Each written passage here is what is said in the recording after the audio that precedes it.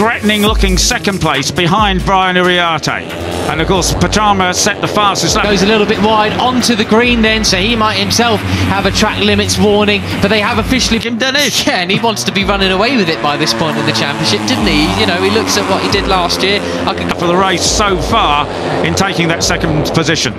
This is pretty fascinating, Peter. I mean, we're not seeing it being caught by the others. They've now got car pushing on their tail, car pushing moving up the inside, potentially, certainly of Morelli, but all go one better than that. He wants to be a Junior GP champ and Red Bull Rookies champ in the same year. Like anything like this in Rookies Cup, with a trio breaking away at the start of the race for quite some time. So potentially Daniel as well, not quite, as we see Morelli get pushed wide now by Benyat Fernandez. Like the riders all before him, as Pugliese now picks his pocket into the final turn. That is an impressive time, I would say. I'm surprised to see Pugliese and Morelli not further up, to be honest with you, but I've got to give Andes moving up the inside. Danish side by side with Morelli in the background too. To move, because that is so fast into there, isn't it? Yeah, that's right. I say they don't break. They give a shout out to Carter Thompson. He's leading the chasers from the leading duo now.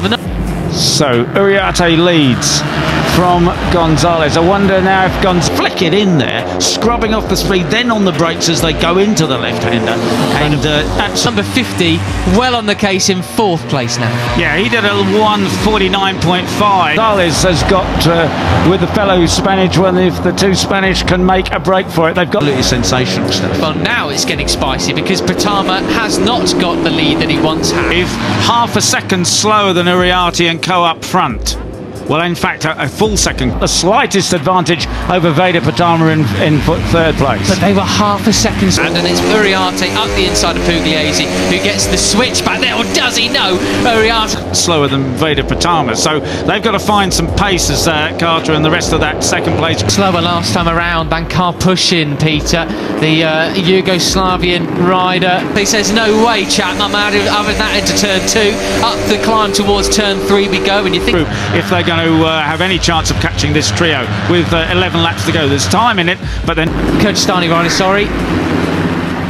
Yeah, look at this stuff, side by side. Gets steep on the way down for the reverse corkscrew. This is quite a brutal climb for any runner or cyclist. Not doing the pace at the moment. So, as we look down the order. And hard on the brakes, the back end of the KTM hopping around there as we see, we've got 2 riders down, unfortunately. Joel Pons and Christian Daniel down and out of this. David Gonzalez, another new name as well. He's battling up further than... Brian turns it into the first right-hander.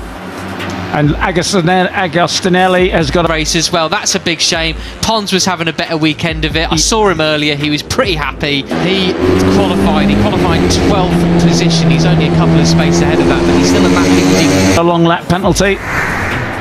Yeah, that'll be a track limits thing as well, and it'll probably be and Christian Daniel down and out as well. And Joel just doesn't have any luck at the moment, does he? As you say, he was doing better this week. Sorry, that chasing pack, I should say, as Benyat Fernandez is recovered. Number 7 now in 7. Surely it'll be the final corner where there isn't really a lip. It'll be the first turn as well. Weekend, he certainly didn't need that. Both obviously okay, and they're going to be riding again tomorrow. What happened here then? Up the place as well, and it certainly wasn't a flash in the pan. A one lap speed from Rampas. That'll be where these riders are getting caught out. Right, side by side then on the brakes. This is... Oh, Christian took himself out, and then Pons clipped him. Store for us, he's in 5th place still, so a bit of a recovery from that early lap. Where Brian was so late yesterday and won the race, but this time is Gonzalez. Christian, that was a brutal looking one. Glad to see him up and walking from that. Well, getting bullied out the way, I suppose. And Veda had a nasty moment there. I think the front sort of tuck, who gets underneath him to take the lead. Keep off the green. Goodness for the Tech Air suit from Alpine Stars, which obviously fired up as he was in the air and will have... He'd almost lost it. He's recovered okay, but he's lost ground. It messed up his corner speed. the whole using every bit of road but staying away. And the number 11, David, saved a very, very nasty collision with the tarmac on the way down. There is a number 11 of David Gonzalez and his drive out of the corner. So he's obviously pushing the limit there because he got himself into a bit of a trouble. Gonzalez, a 17-year-old Spaniard. He has the lead now. Can Brian Uriarte and Veda Pratama go with him? The Spaniard, he's the fourth of those 5 riders. And it's still in that tight left-hander.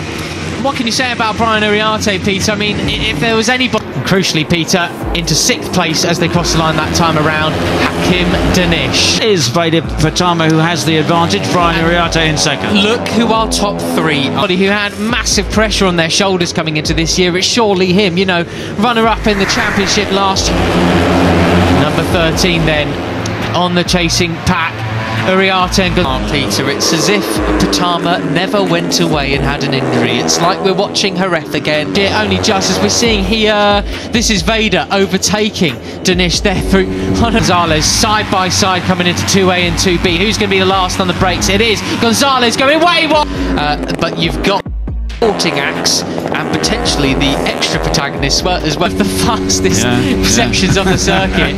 That really took a lot of bravery there. Right, though, a big bubble for the number 11, and he's going to mess up the drive for other riders. They have to cut back across him. Of David Gonzalez and Giulio Pugliese, but the top 3, Pratama, Uriarte. That did, and he did it beautifully, didn't he? Absolutely superbly. But as I was saying with Uriarte, I mean, then we're going to have Danish. He's going side by side. We've got 4 riders abreast towards turn 3. You got Danish. He's saying, and Danish.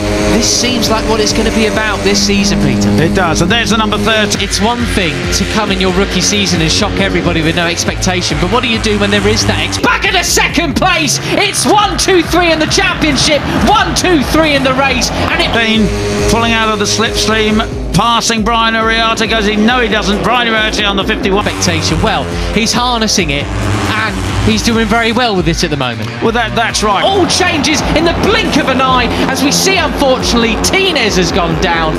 And the orange helmet still has 2nd place, but behind is now Danish, and of course he was, you know, with that incredible group of guys at the front of the cup last year. Everybody in the melee. Yeah, he's obviously okay, trying to get going again. Absolutely. This is the battle for the cup. Benyat Fernandez set him, has moved up to Moto 3, but he's still too young, even with the 1-year dispensation for being in the top. Superb stuff there. Brilliant to see Hakim on the number 13 now, splitting. Of course, is out of it.